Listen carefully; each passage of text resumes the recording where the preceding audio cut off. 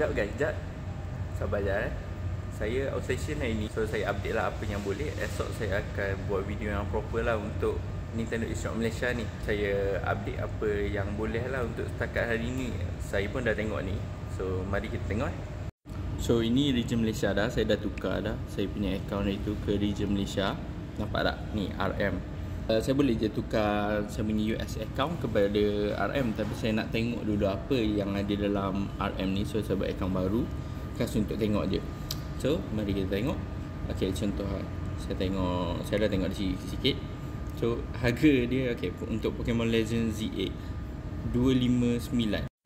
Kalau dalam US marketplace ada, kalau US punya eShop adalah $70. So $70 adalah sama dengan 292. So murah lah sikit, tak banyak, tapi ada lah kok daripada tak ada. So dia still localized, tapi maybe tak banyak lah. Okay, yang ni saya terkejut sebab yang ni jauh. So tu kan, yang ni kan DLC untuk Pokemon Legends ZA 80-40 sen. Tapi dalam US punya eShop adalah $29.99, iaitu 125. So banyak juga. So macam dalam RM45 jimat lah kalau beli dekat Malaysia. Silksong pula RM49 sama dengan harga Steam. Kat Steam pun harga ni. Dekat US saya punya market $19.99, iaitu 83. Jadi macam murah lah sikit. Tak lah nampak ketara, tapi ada lah turun dengan dia punya price.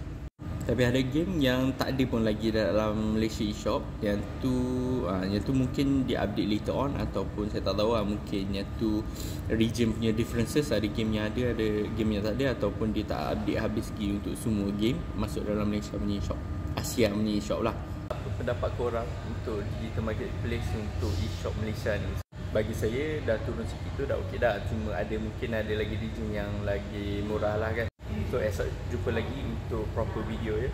Okay, sayonara.